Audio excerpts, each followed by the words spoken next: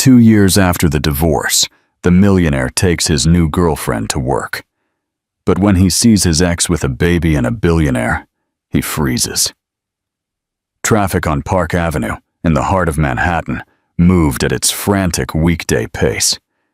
Inside his gleaming black Mercedes, Marcus Reed smiled at the young woman sitting beside him. "See you at dinner, darling. The investor meeting today will be long." He leaned in and gave her a quick kiss, a gesture that was more about possession than affection. The young woman, his new girlfriend, smiled back, full of ambition, and stepped out of the car, walking with purpose toward the entrance of one of the region's most imposing commercial buildings, which housed the advertising agency where she worked. Marcus waited for her to pass through the revolving door before shifting the car into gear to continue on his way. It was at that exact moment that his world stopped. From the same glass door his girlfriend had just entered, another figure emerged. It was a woman of serene elegance, dressed in an impeccably cut suit that spoke of success and confidence. Walking beside her was a tall man with a commanding presence, who held her hand with protective intimacy. And nestled securely in her arms, a boy with brown curls observed the world with large, curious eyes. A chill ran down Marcus's spine. He slammed the brakes so abruptly that the car behind him honked in protest. He didn't hear it. His eyes were glued to the woman.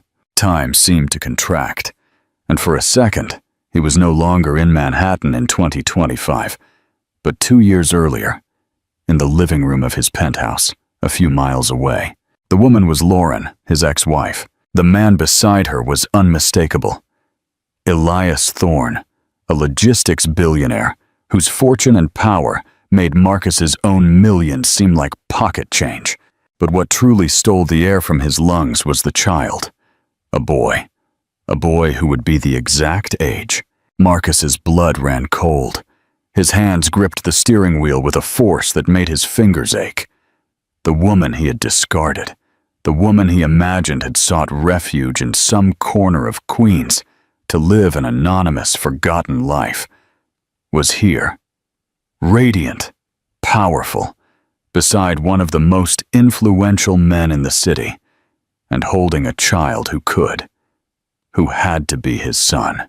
Lauren passed a few feet from his car, engrossed in an animated conversation with Elias, and her gaze never once crossed with his. To her, he was invisible, just another car in traffic. To him, in that moment, she was the personification of his greatest mistake, a ghost from the past rising to collect a debt he didn't even know he owed. The question hit him with the force of a punch. What have I done? Chapter 1. The Abandonment and the Vow. The memory of that day, 2 years ago, flooded his mind with the violence of a wave. The afternoon sun bathed the Manhattan penthouse, the blue sea stretching to the horizon, a landscape of peace that contrasted brutally with the silent war in his living room.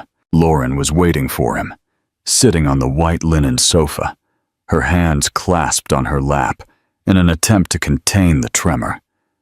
She had just returned from the doctor, a small white envelope tucked into her purse. Inside, the blurred image of a future. "Marcus, I need to talk to you," she said. Her voice was low, but carried an urgency he chose to ignore. He was standing by the wine cellar, selecting an expensive bottle for a dinner she would not be invited to. "Not now, Lauren. I'm busy." "It's important," she insisted, standing up. "I'm pregnant." The words hung in the air. Lauren watched him, her heart beating a mix of fear and hope. She longed for a smile, a hug, a glimpse of the man she had married. Instead, he placed the wine bottle back in its spot, with a dry, definitive clunk. The silence that settled was sharper than any cruel word. When he finally turned to face her, his face was an icy mask. "That's not part of my plans right now." "Our plans," she corrected, her voice breaking. "We're a couple, Marcus. Couples break up," he retorted, walking to the bar to pour himself a glass of whiskey. And our marriage ends here. I met someone else. She's young, ambitious, she has no baggage. There's no room for a child in the life I want to build now. The word baggage hurt her deeply. Her child, the fruit of the love she believed existed, reduced to a burden. The pieces clicked together with painful clarity. The increasingly frequent business trips, the whispered phone calls, the distance that had become an insurmountable chasm. The betrayal was no longer a suspicion. It was the cold, hard reality. "So that's it?" she whispered, feeling the floor disappear beneath her feet. "After all these years, you throw me away as if I were nothing?" "Don't be melodramatic," he said, downing his drink in one go. "I'm not a monster. I'll take care of you. Keep the apartment. I'll give you a generous allowance. You won't have to worry about money. Just leave me alone. Raise that child away from me. Say the father died. Make up a story. My life, starting today, follows another direction." In that instant, amid the devastating pain, an ancestral strength awoke in Lauren. The pride, the dignity that were the backbone of her upbringing, asserted themselves over the despair. She straightened up. Her chin was raised, and her eyes, now clear of tears, stared at him with an intensity that made him step back. "I don't want your money, Marcus. I don't want your apartment, not your guilt-bought allowance. I want absolutely nothing that comes from you." She picked up her purse, where the first ultrasound of her baby rested. That small piece of paper was now her only compass. "You're not just ending a marriage. You are abandoning your son. And I promise you, one day, you will regret this with every fiber of your being." He let out a short, disdainful laugh. "Good luck with your new life, then." She didn't waste another word on him. She turned her back and walked to the door. Every step an affirmation of her independence. Crossing that threshold, she left behind not just a husband, but a life of appearances, of empty luxury, and of a love that proved to be a lie. She did not look back. Chapter 2. The invisible ascent, her escape was methodical and quick. She sold the jewelry he had given her, transforming symbols of a false love into capital for a real future. With the money, she rented a simple apartment in Queens, across the river from Manhattan. A place where the Reed name didn't open doors. A place where she could just be Lauren. Anonymity was her shield. The first months were a brutal test of her resilience. The pregnancy was marked by loneliness and uncertainty. She struggled with work searches, as her impeccable resume raised too many questions about her recent employment and her separation from Marcus. One day, passing a large, modern, glass-fronted building in Queens, she saw a sign. "Hiring for General Services Team." The name on the facade was imposing. Thorne Global Logistics. The irony was cruel, but necessity was stronger. Here, no one would know her. To the cleaning crew, a foreign degree was worth no more than a pair of willing hands. The interview was quick and impersonal. The supervisor, a tired but fair-looking woman, barely glanced at her face. They needed someone to cover the night shift. The work was heavy. The pay minimum. But it was a start. It was the dignity she sought. Lauren accepted immediately. Thus, the woman who once attended gala dinners and discussed contemporary art in Paris began wearing a gray uniform and pushing a cleaning cart through the silent, empty corridors of a corporate empire. The smell of disinfectant replaced Chanel perfume. Her hands, once accustomed to holding crystal glasses, now wielded mops and rags with painful efficiency. The work was her salvation and her penance. At night, while the offices slept, Lauren fought a silent battle. The physical effort was immense for her transforming body. Back pain was constant, and exhaustion her inseparable companion. Often, in the employee bathroom, she would lean on the sink, breathing deeply, feeling her son move inside her, and whispering, This is for you. All of this is for you. She was a shadow, a functional presence no one noticed. The few employees who stayed late saw her as part of the furniture. To them, she had no name, no history. And that was exactly what she wanted. The language of power. One night, while cleaning the executive boardroom on the top floor, a floor Lauren usually avoided, she allowed herself a moment of weakness. She stopped in front of the enormous floor-to-ceiling glass window, offering a stunning view of the Manhattan skyline. A solitary tear escaped. As Lauren continued cleaning, a muffled but tense sound came through the wall of the main conference room, the one they called the aquarium because of its glass walls. "Unacceptable! It's impossible!" a male voice roared, the sound vibrating through the closed door. It was rare to see movement on that floor so late at night, especially in the executive suites. She began to push her cart, wanting only to pass in silence and move away from that heavy energy. At the exact moment she passed the frosted glass door, it burst open. A tall man in an impeccably cut suit, but with disheveled hair and a face red with fury, appeared in the doorway. His eyes swept the corridor and landed on Lauren, not on her as a person, but on her uniform.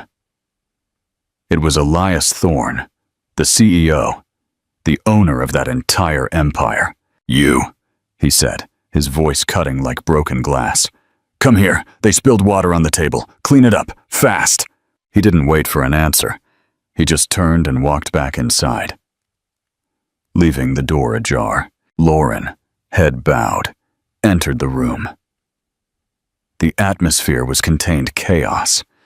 Papers were scattered on the immense conference table, and a spilled glass of water created a puddle dangerously close to a laptop. Elias Thorne paced like a caged lion, the phone pressed to his ear. "I don't care about the time-down difference, Dimitri. The deadline is tomorrow morning. Your translators are incompetent. This paragraph could cost us the biggest contract in this company's history." He slammed the phone onto the table. "Sir, the sworn translator we found can only see the document tomorrow afternoon," said one of the directors, his voice trembling. "We tried 3 different translation programs, but the versions don't match. Clause 4.7b comes out incomprehensible in all of them. It seems to be a very specific technical dialect." "Incomprehensible." Elias laughed, a bitter, humorless sound.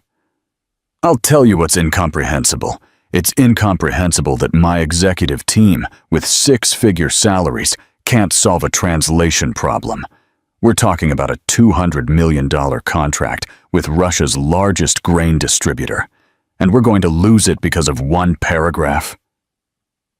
In a fit of fury and despair, he slammed his hand on the table. "I offer my own salary for this month. 1 month of my salary to anyone in this room who can translate this damn document now, perfectly, so I can call Dimitri and tell him what it says." A heavy silence fell over the room. The directors looked at each other, helpless. It was an impossible challenge. Lauren finished wiping the last drop of water. She should leave, return to the safety of her anonymity. But the Cyrillic words on the paper, visible from where she stood, leaped out at her. She read them and understood them. She understood the complexity, the technical nuance, the legal jargon that would confuse any software. It was her area. It was the world she had left behind. Her heart pounded. It was a risk, a gigantic risk. But the image of the empty crib in her apartment, the memory of her painful nights, the urgency of giving her son a secure life, all this outweighed the fear. The dignity she sought was not just in working hard, but in using the gifts she possessed. With the cleaning cloth still in her hand, she straightened up. For the first time in months, her posture was not that of a bent-over cleaner, but of Lauren Sayer.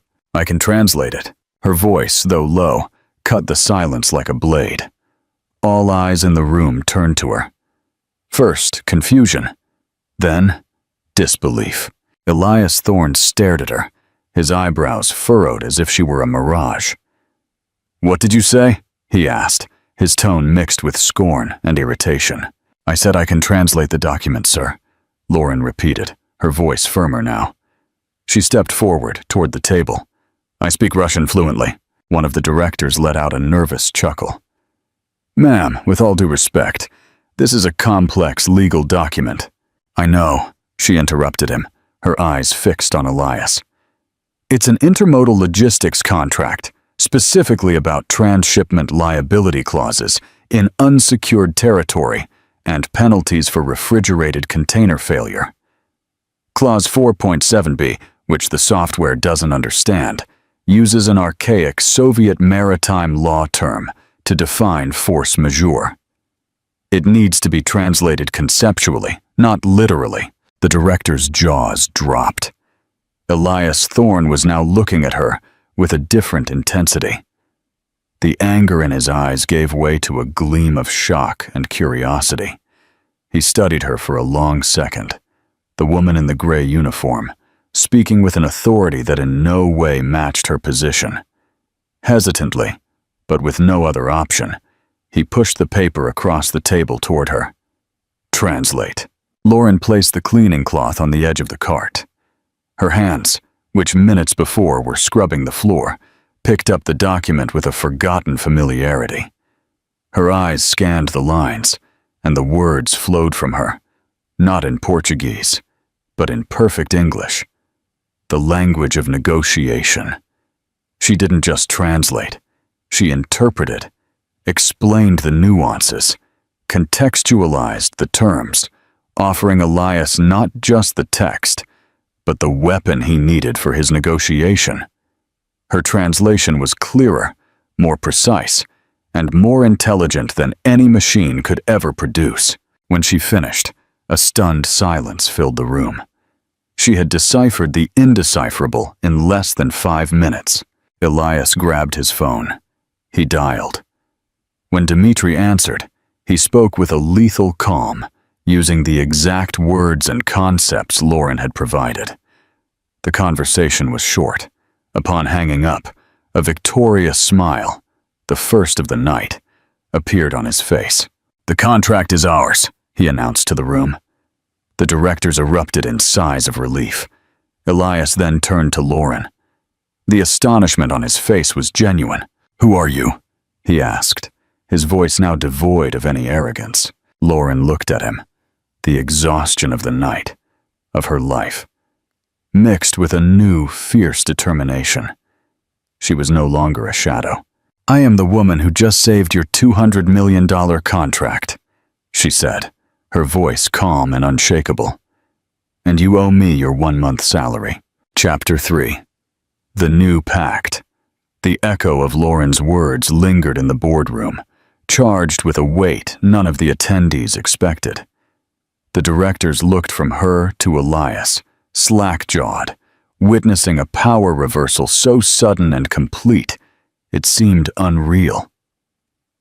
The cleaner had not only saved the deal of the year, but was now collecting, without a hint of hesitation, the promise made by the most Urfuhlen in the room. Elias Thorne stared at her for a long moment, the initial shock giving way to deep evaluation.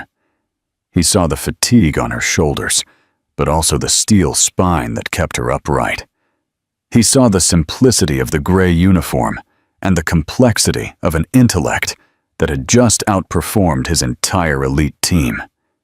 He, a man accustomed to absolute control, was completely disarmed. A slow, almost imperceptible smile touched his lips. It wasn't a smile of mockery, but of genuine admiration. Fair, he said, his voice now calm and controlled. A promise is a promise. He looked at his CFO, who still seemed unable to believe what he was seeing. Prepare the transfer, the full amount of my gross salary for this month. He then turned back to Lauren. The payment will be processed tomorrow morning. I need your details. They're in HR, Lauren replied, her calm mirroring his. She didn't allow herself to smile or show relief. She just stated it, as if concluding a transaction of that magnitude was the most natural thing in the world. She picked up her cleaning cloth, put it back on the cart, and with the same discretion with which she entered, she turned to leave. "Wait," Elias said. "What is your name?" "Lauren," she replied without turning around. And then she disappeared into the corridor, leaving behind a dense silence, full of unanswered questions. The next morning, Lauren woke up to a notification sound on her old cell phone. It was a bank message. A deposit had been made into her account. The amount was so astronomical, so absurdly larger than anything she owned, that she had to look twice, 3 times, to believe it. It was more money than she would need to care for her son for years. The first tear of true relief in many months ran down her face. It was security. It was a future. It was proof that her courage was not in vain. Later that same day, as she prepared for another night of work, her phone rang. It was an unknown number. Hesitantly, she answered. "Lauren, this is Elias Thorne." Her heart skipped a beat. "Mr. Thorne, please, call me Elias. I called to confirm the payment was made, but also to make a proposal. The contract with the Russians was signed, thanks to you. But it is complex and will have ramifications for months. I need someone who understands the nuances of their language and culture to follow the negotiations. Someone I can trust." There was a pause. "I'd like to offer you a freelance translator contract. You would work directly with me on this project. The rate will be substantial." Lauren sat on the edge of the bed, the weight of the offer landing on her. Leave the anonymity?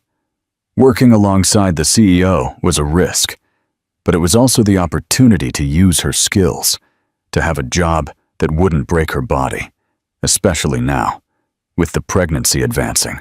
"I accept," she said, her voice firm. The deal was sealed. Lauren no longer needed to wear the gray uniform.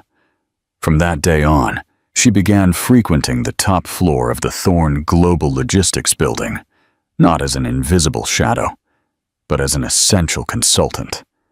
The same directors who looked at her with disdain now greeted her with fearful respect.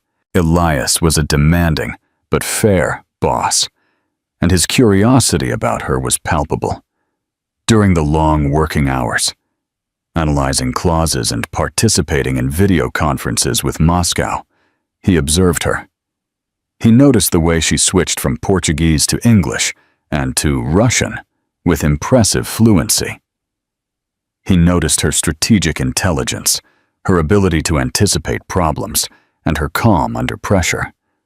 That woman was an enigma. "Where did you learn to speak Russian like that?" he asked one day, after a particularly tense call she conducted masterfully. Lauren hesitated for a moment. "I lived in St. Petersburg for 2 years. I did part of my master's in international relations there." The revelation caught Elias by surprise. "Master's? And you were cleaning floors?" She stared at him, her eyes conveying a story of pain she didn't need to verbalize. "Life takes us down unexpected paths. I needed to start from scratch. I left everything behind.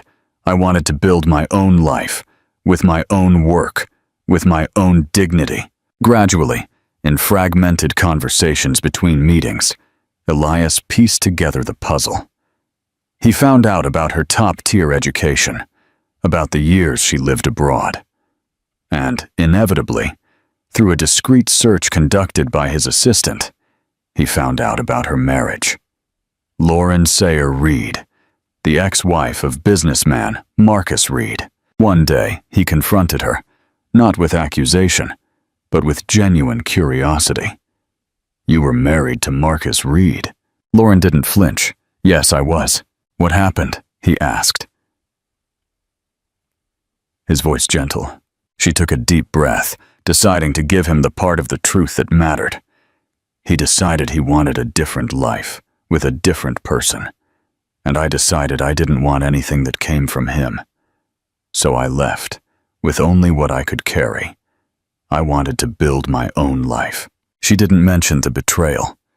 And more importantly, she didn't mention the pregnancy. To her, her son was her sanctuary, a matter too intimate to be shared in that professional environment. She feared judgment, rumors, The possibility of him seeing her as complicated. The same word Marcus had used to discard her. The revelation transformed the way Elias saw her. The admiration he felt for her competence now mixed with a deep respect for her strength of character. This woman wasn't just brilliant. She was a survivor. A phoenix he had been lucky enough to find in the ashes. And for the first time in his life, focused on business and profit, Elias Thorne felt the desire to protect and care for something far more valuable than a multi-million-dollar contract. Chapter 4. The Threat and the Shield. The proximity to Elias was a balm and a torment for Lauren. Working alongside him, sensing his admiration and respect, awakened feelings in her heart she thought were forever dormant. Yes, she was falling in love with Elias, but this growing feeling was accompanied by a chilling panic. There was a secret between them, a secret that was visibly growing every day. Her belly, now in its 6th month of pregnancy, could no longer be disguised by loose blazers or empire-cut dresses. It was a physical truth, a constant presence that reminded her of her vulnerability. Telling him seemed impossible. How to explain hiding something so fundamental? What if he saw her as dishonest? Or worse, as a problem, a complication with another man's baggage? The fear paralyzed her. While Lauren shone in the executive suite, the seeds of envy germinated on the lower floors. Her meteoric rise, from cleaner to CEO's confidant, was the main topic in coffees and corridors. For many, it was a fairy tale. For others, especially for some employees, who had long coveted an opportunity or a glance from Elias Thorne, it was an affront. Lauren's evident pregnancy became the perfect weapon for them. The rumors started as poisonous whispers. Did you see the boss's new protege? Pregnant. Who is the father? Strange that she appeared like that, out of nowhere. They say she was a cleaner. She must have done something to climb so fast. The malicious narrative spread like wildfire, fueled by envy and resentment. The story became distorted into a manufactured truth. The mysterious translator was using a pregnancy of dubious origin to take advantage of the CEO. The gossip reached the ears of 2 older directors, men who felt threatened by Lauren's growing influence and uncomfortable with the attention Elias dedicated to her. They saw her as an anomaly, a breach in the company hierarchy. The pregnancy was the perfect excuse to restore order. One afternoon, when Elias was on a day trip to NYC, Lauren was summoned to a meeting. Upon entering the room, she found the 2 directors with serious, calculated expressions. There was no cordiality in their gaze. "Lauren, please sit down," said one of them. Mr. Mason, a gray-haired man with a cold stare. "We have been informed of your condition." Lauren's heart dropped. "My condition?" "Your pregnancy," the other director, Mr. Valde, completed bluntly. "The company has policies, you know, and your situation, frankly, has become a topic of distraction and speculation. Since you are a freelancer, not an employee, it is not good for the company's image."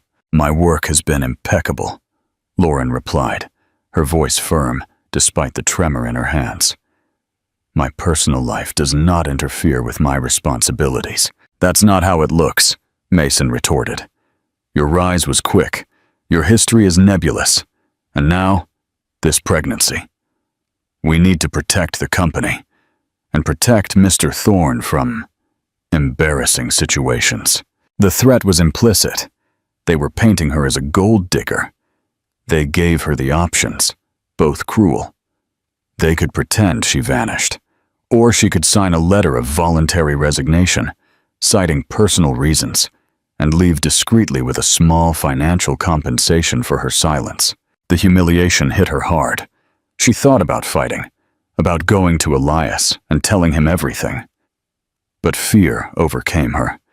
The fear that he, upon learning of the pregnancy from third parties, amid so many rumors, would believe their version. The fear of having to justify herself, of appearing weak, of seeing the admiration in his eyes turn into pity, or worse, distrust. The wound left by Marcus was still sensitive. She couldn't bear another rejection. With her head bowed and her soul in pieces, she picked up the pen. She signed her own sentence, feeling as helpless as the day she was abandoned. Chapter 5. The reckoning. Elias returned the next day, eager to discuss the next steps of the Russian project with Lauren. Arriving on her floor, he found a strange silence. Her desk was empty. "Where is Lauren?" he asked his secretary. The secretary avoided his gaze. "She resigned, sir, yesterday afternoon. She left this letter." Elias took the envelope, incredulous. The letter was short, formal, and impersonal. "Due to personal reasons, I submit my resignation." It made no sense. They were at the peak of a project. Their relationship deepened every day. Why would she leave like this, without a word, without a phone call? He called her cell phone. Voicemail. He called again, and again. Nothing. Confused and with a bad feeling in his gut, he summoned Mason and Valdez. "What happened here? Why did Lauren resign?" The two directors exchanged a rehearsed look. "Mr. Thorne," Mason began, with false solemnity. "It was a delicate situation. We found out she's pregnant." Elias felt a punch to the gut. "Pregnant? And what does that have to do with anything?" "Well," Valdez continued, "she hid it from everyone. And with the rumors circulating, we thought she felt pressured and preferred to leave. We don't know who the father is. She was married to Reed, but it seems she had been involved with other men. It looks like a complicated situation." Elias's mind began to spin, connecting the dots in the most painful way possible. She hid the pregnancy from him. She, who told him about being abandoned, was pregnant by another man. Who? What men? A secret boyfriend she never mentioned? Or worse, the timeline was tight. Had she cheated on her ex-husband, gotten pregnant by another, and then been abandoned by both? The woman he placed on a pedestal of integrity and strength suddenly seemed like a liar, a manipulator. The admiration he felt turned into bitter disappointment. He felt like a fool who almost fell in love with a well-constructed farce. The pain of betrayal, even if imagined, blinded him. He didn't question the director's aversion. He only felt the rage and disillusionment take over. In a gesture of wounded pride, he opened his contact list, found the name Lauren, and with a finger trembling with fury, hit delete. He erased her from his phone, and with the same determination, he swore to himself that he would erase her from his life. Epilogue. The power of truth. Night fell over the city, but for Elias, the darkness was inside his office. The whiskey in the glass couldn't quell the bitterness he felt. He paced, the image of Lauren in his mind fragmenting. The brilliant, integral woman he admired now merged with the image of a stranger, full of secrets. He picked up the phone and called his best friend, needing to vent, to let out the confusion that consumed him. "I don't understand, Ricardo," he said, his voice strained with frustration. "She just disappeared, and the whole story. Pregnant. She never said a word to me. I feel like an idiot. I was about to get truly involved, and she was lying to me the whole time. Who does that?" At that exact moment, the office door opened silently. It was Saida, with her cleaning cart, ready to start the night shift. She stopped in the doorway, hearing her friend's name mentioned with such pain and anger. Her instinct was to back away, not to interfere. But then she saw the suffering on her boss's face, a suffering mirrored in what she saw on Lauren's face the day before, and her loyal heart wouldn't let her stay silent. That injustice could not prevail. With a courage she didn't know she had, Saida cleared her throat. "Excuse me, Thorne." Elias turned, surprised and a little irritated by the interruption. "Not now, please." "I'm sorry, sir. I didn't mean to overhear." Sita said, taking a step inside the room, her hands twisting the cleaning cloth. But you're talking about Lauren, and what you're thinking is all wrong. Elias put down the phone, his curiosity overriding his irritation. What are you talking about? Lauren is not a liar, Sita continued, her voice choked with emotion. She is the strongest, most honest woman I have ever met. Do you know why she never spoke about the pregnancy? Because of fear, because of shame. That baby she's expecting is from her ex-husband, the millionaire who kicked her out of the house the same day she told him she was pregnant. He abandoned her at the worst moment of her life. Every word from Sita was like a light being turned on in a dark room, revealing the brutal truth Elias had refused to see. She came to Queens with nothing, Sita continued, tears now streaming down her face. She refused his allowance because she didn't want his dirty money. She just wanted to raise her son with dignity. She hid her belly as much as she could because she desperately needed this job. She was afraid of being fired if anyone found out.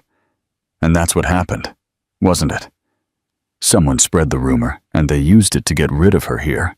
Sita took a deep breath, looking directly at the most powerful man in the company. That money you gave her, your salary, she didn't spend on luxuries. She paid a year's rent in advance and bought the baby's layette to ensure he had a roof and the basics. The salary she earned here as your translator was for the day-to-day, for food, for bills. She's not a gold digger. She's a mother trying to survive. Elias was paralyzed, the glass of whiskey forgotten in his hand.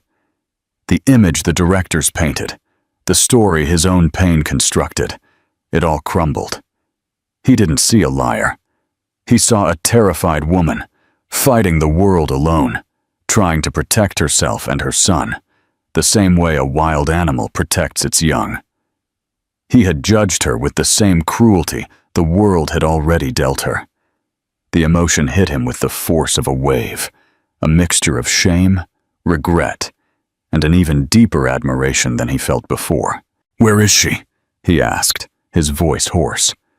"I need her address, sir. Her number, please." Sita jotted down Lauren's address and new phone number on a piece of paper. Elias grabbed it as if it were a treasure. He didn't wait. He left the office, got into his car, and drove into the night, crossing the bridge to Queens. The new beginning. He found her in her small, simple apartment. When Lauren opened the door and saw him standing there in her hallway, her face paled. She flinched instinctively, one hand protecting her belly, expecting the final blow, the accusation, the confirmation of all her fears. But instead of rage, Elias's eyes were filled with deep regret. "Lauren," he said, his voice soft, "can we talk?" That night, they didn't dine at an expensive restaurant, but ordered a simple pizza they ate at her small kitchen table.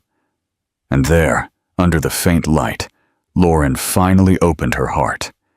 She told him everything: the betrayal, the cruel abandonment, the loneliness, the fear, the humiliation of the night job, the secret joy of feeling her son kick, the panic when confronted by the directors. She hid nothing, sparing no details, the tears finally allowing themselves to fall freely. Elias listened to every word, his heart breaking and rebuilding with each revelation. When she finished, he reached across the table and, hesitantly, covered her hand. "I was an idiot, Lauren. I should have trusted you, what I saw in you, and not the version they told me. I am so sorry for doubting you, even for an instant." He paused, his gaze intense. "What they did to you was low and cowardly, and it won't go unanswered. But first, I want to make things right with you. I still need you," he continued. "The Russian project needs you. I want you to come back to work for me, but on your terms, as a remote freelance translator, working from home. Respecting your pregnancy, your schedule, your well-being, away from the rumors, away from the company's dirty politics. Just you and me running this project together." Lauren looked at his tear-reddened eyes, but now shining with a new hope. His offer was not just a job. It was an apology. It was a gesture of trust. It was respect. It was him saying he saw all of her history, her pain, and her strength, and he wasn't afraid. For the first time since her life fell apart, she felt she could breathe. Lauren accepted Elias's offer with a nod. The tears still wet on her face were now tears of relief, not pain. In that small Queens apartment, amidst pizza boxes and exposed truths, they sealed a new pact, one that went far beyond a work contract. It was a pact of trust and mutual respect. This was an incredibly detailed and satisfying story. What do you think about Sita's role? Was she the true hero of this story, by having the courage to speak up? Chapter 6. The Unfolding of Trust. The following 3 months were a period of silent healing and transformation. Working from home, Lauren blossomed. Away from curious eyes and venomous whispers, she dedicated herself to her work with a focused mind, while experiencing the final stages of her pregnancy with the peace that had been stolen from her. Communication with Elias was daily, a constant blend of business and personal conversations. Video conferences about the Russian contract frequently extended, transforming into long chats about life, dreams, and fears. Elias, in turn, became a constant and gentle presence in her life. He wasn't invasive, but his care manifested in small gestures. A delivery from her favorite restaurant when he knew she was tired, a text message asking if she needed anything, or simply his willingness to listen. He respected the barrier she still maintained around her heart, but with patience and consistency, he slowly dismantled it. When little Arthur was born, a healthy baby boy with curious eyes and brown curls, Elias was one of the first people to know. He visited her in the hospital, not as the CEO of Thorne Global Logistics, but as a friend. Holding the baby in his arms for the first time, a wave of protectiveness washed over him, a feeling that had nothing to do with obligation and everything to do with love. He was falling in love not just with Lauren, but with the small family she represented. As the months passed, their relationship naturally evolved into dating. They were discreet at first, but it was impossible to hide the happiness they both radiated. When Arthur's routine was established and Lauren found a trusted nanny, recommended by Sita, she felt it was time for the next step. Elias invited her to return to the company, but not as a freelancer. He created a position for her, Director of International Relations, an executive post that matched her capability and the value she brought to the firm. Chapter 7. The Return and the Reckoning. Lauren's return to Thorne Global Logistics was like a shockwave. She entered the building no longer with her head bowed, but held high, walking beside Elias. Her presence on the executive floor, now as the CEO's partner and a board member, silenced some, but inflamed others. The criticisms were veiled, but sharp. He promoted her because he's sleeping with her. What serious man takes on a woman with another man's child? The same directors who had sabotaged her, Mason and Valdez, who Elias had demoted after discovering the truth, now led the silent defamation campaign. Elias was aware of every rumor and every sideways glance, but his indifference was his greatest weapon. In a general meeting, he made a point of formally introducing Lauren, not just as the new director, but as his partner. "Many of you met Lauren under different circumstances," he said to the team, his voice resonating with authority. "But today, I want you to know her for who she is, the most competent professional I have ever encountered, and the woman I am proud to have by my side." He held her hand, the public gesture silencing most of the critics. He didn't care about her past or the origin of her son. He cared about the woman of unshakable strength she was. He claimed her with pride, and his pride became her shield. For Lauren, sitting at that executive table, on the same floor where she once scrubbed the floors, was the final validation of her journey. She was no longer invisible. She was seen, respected, and loved, not despite her history, but because of it. As the years passed, the dust settled, wounds healed, and the love between Lauren and Elias deepened, solidified by mutual respect and the joy of raising little Arthur, who grew into a happy, loved boy. It was on a sunny Thursday afternoon, nearly 3 years after that triumphant return, that the past and present collided spectacularly. The scene was the very personification of Lauren's success. She was exiting the main door of Thorne Global Logistics, laughing at something Elias was saying beside her. He held her waist with protective affection as she adjusted little Arthur, now a boy of almost 3, in her arms, who babbled animatedly. Lauren was radiant, the image of a fulfilled and powerful woman. And it was at that exact moment that Marcus Reed, parking his Mercedes to drop his new girlfriend off at the advertising agency in the same building, saw the scene. He froze. The blood drained from his face as he watched the ghost of his biggest mistake pass a few feet from his car. The woman he discarded, prosperous. The man beside her, a billionaire he secretly envied.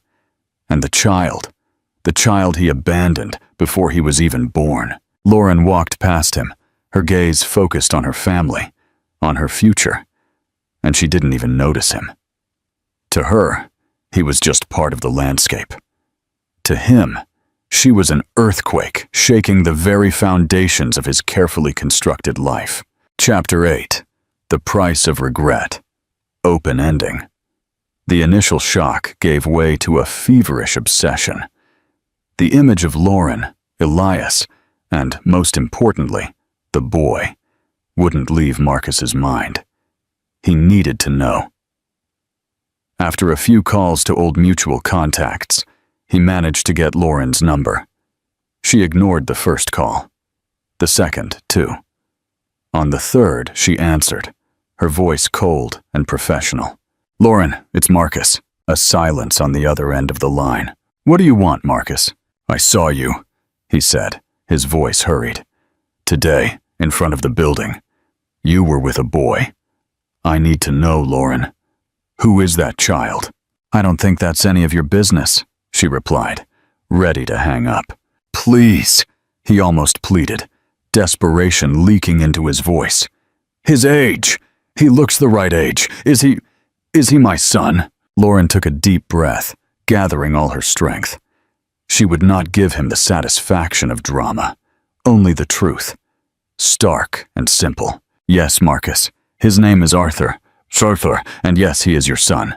The silence on the other end was the confirmation of the impact. In the days that followed, Marcus began a desperate campaign to get closer.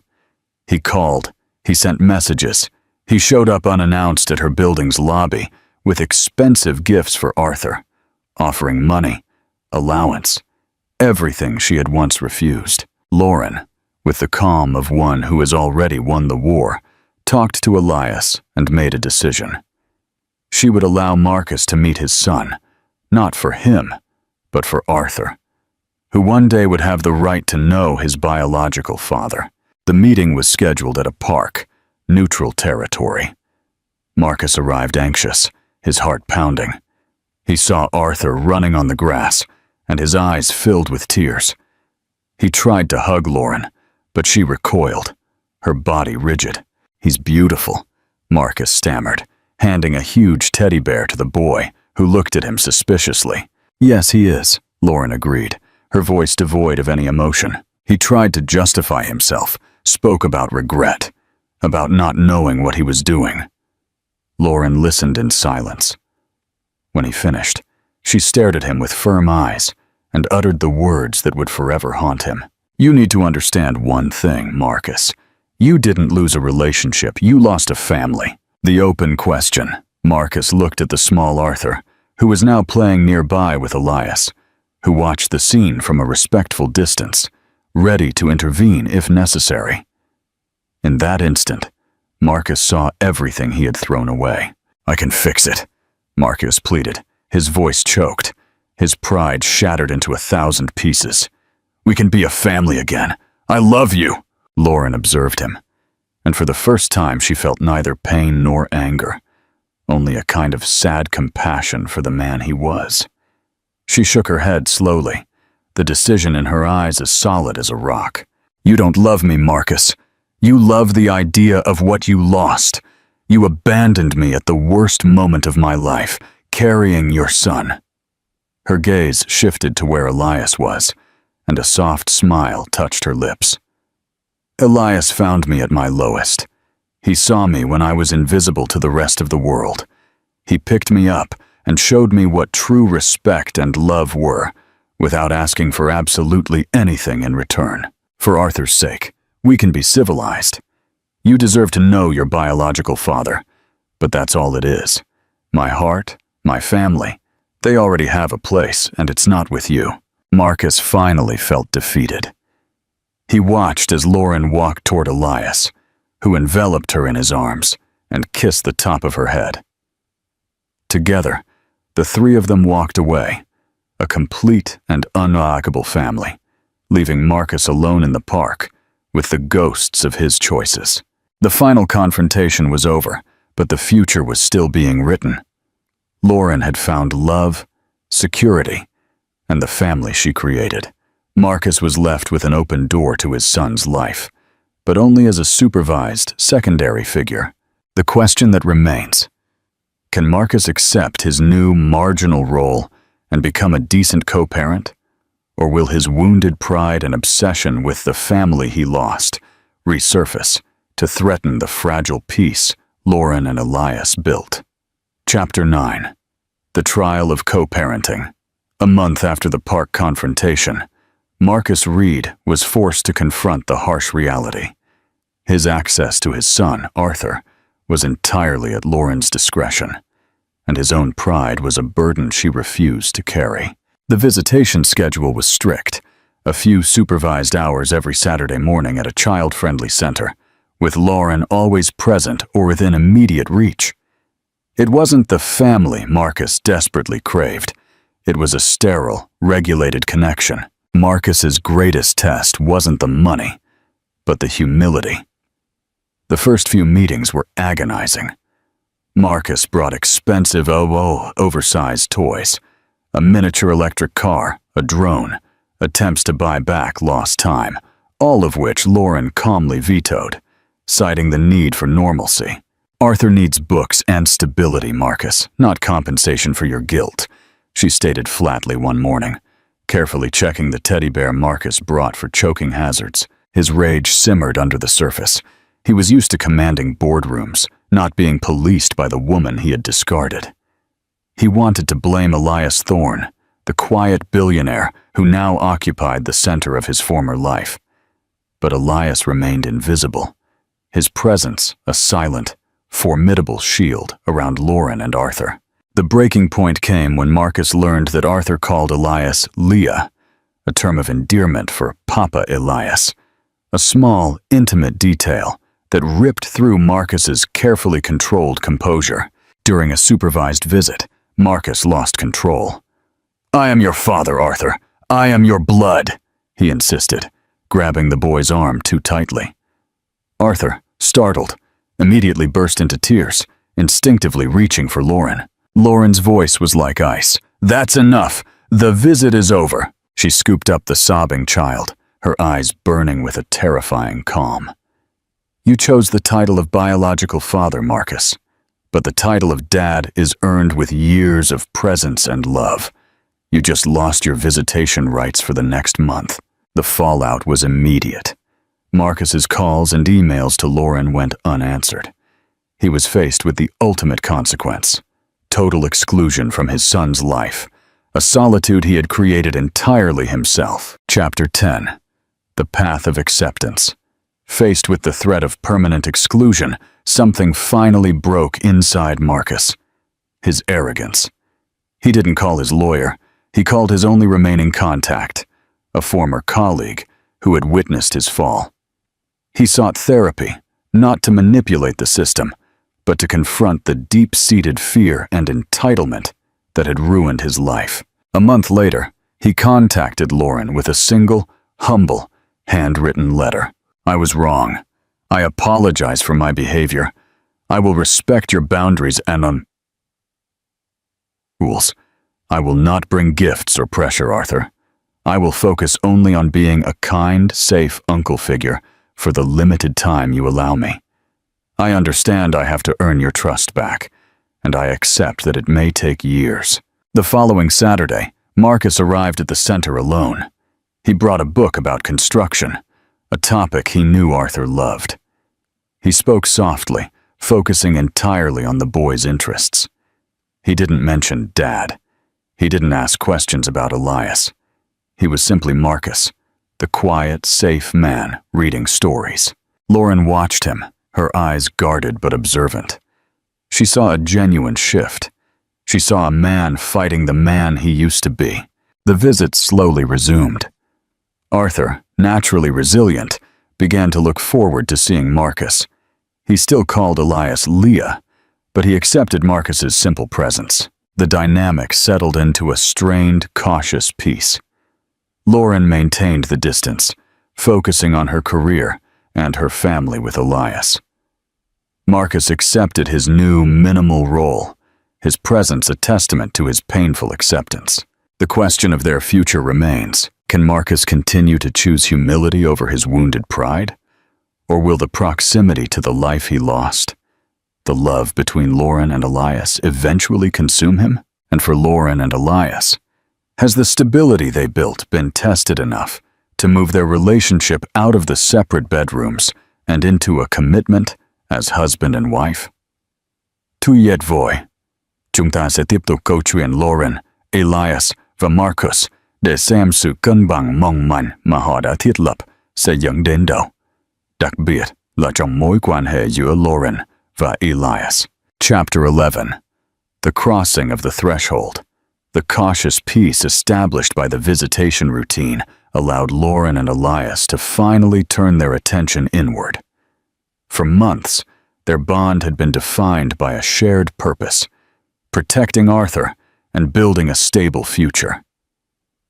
They were an unshakable team, but they were still sleeping in separate wings of the penthouse.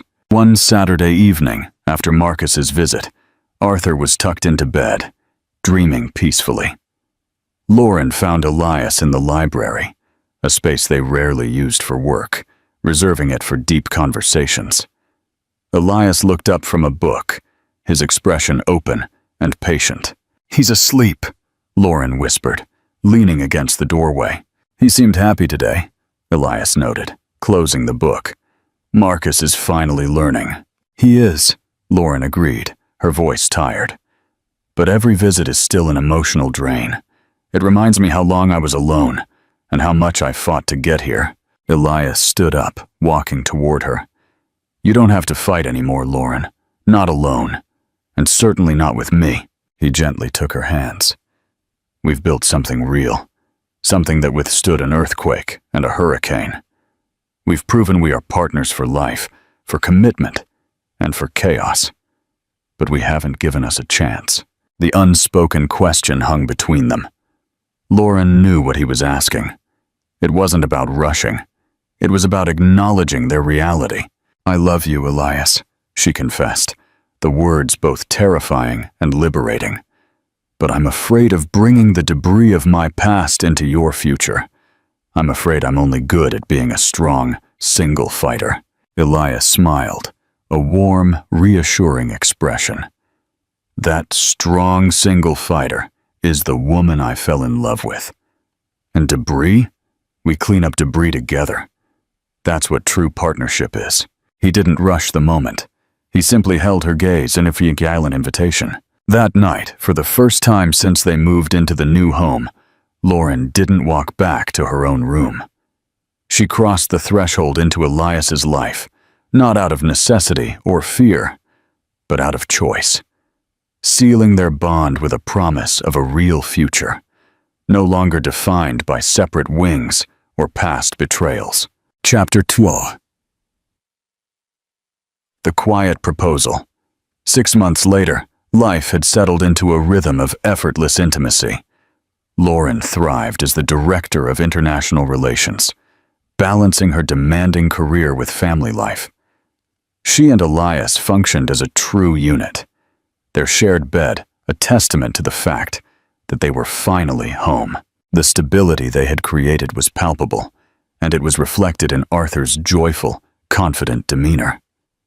Marcus, observing the calm, accepted that the family he lost was now the secure family his son belonged to.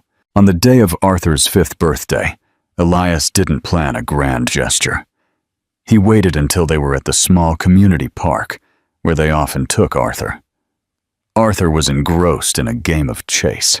Elias turned to Lauren, who was watching their son with pure love. He didn't pull out a flashy diamond ring. Instead, he reached into his jacket pocket and pulled out an antique silver locket. Simple, elegant, and worn. "I know we don't need a piece of paper to be a family," he said, his voice husky with emotion. "But this locket belonged to my grandmother. She wore it every day as a reminder that the greatest treasures in life are the ones you build, not the ones you inherit." He opened it. Inside one side was a tiny picture of Arthur. The other side was empty. "I want you to hold the key to our future, Lauren Sayer. And I want to spend the rest of my life earning the right to fill the other side of this locket with a picture of you, my wife. Will you marry me?" Lauren's eyes filled with tears, not of pain, but of overwhelming joy. The woman who had been discarded for having baggage was being proposed to with a symbol of enduring family and trust. "Yes, Elias, 1,000 times yes." They celebrated quietly, just the three of them, later that evening. The wedding, when it came, was small, intimate, and held in the same park where Elias proposed, with Arthur proudly serving as the ring-bearer. Epilogue. The final piece. Years later, Lauren Sayer Thorne was celebrated not just as a successful executive, but as a visionary leader who infused the corporate world with ethical purpose. Her company, under her guidance, became a model for social and environmental responsibility.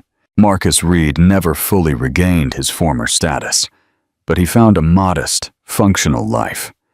His visits with Arthur became less frequent but more genuine, focused solely on the boy's well-being. He accepted that he was the biological father, nothing more, and he was no longer a threat to the peace. Arthur, now a young man, grew up knowing two truths.